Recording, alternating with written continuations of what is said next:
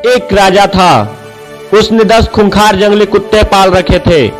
उनका इस्तेमाल वो लोगों के उनके द्वारा की गई गलतियों पर मौत की सजा देने के लिए करता था। एक बार राजा के एक पुराने मंत्री से कोई गलती हो गई।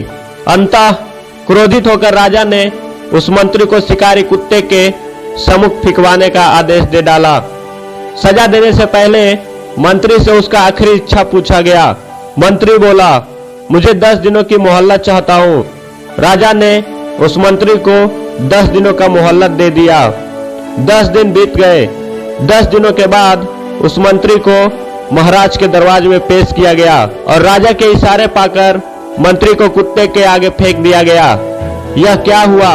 मंत्री को काटने के बजाय कुत्ते उनके पैर चाटने लगे और मंत्री के साथ खेलने लगे। राजा आश्चर्य में पड़ गया और अंत में मंत्री से पूछा, तुम्हें खूंखार कुत्ते काट क्यों नहीं रहे हैं?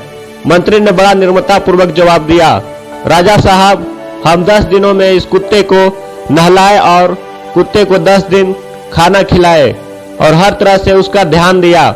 यह कुत्ते खूंखार और जंगली होने के बावजूद भी मुझे 10 दिनों की दोस्ती भुला नहीं पाया, जबकि आप प्रजा के पालक होकर भी मेरे 10 साल का ईमानदारी को एक पल में भुला गए।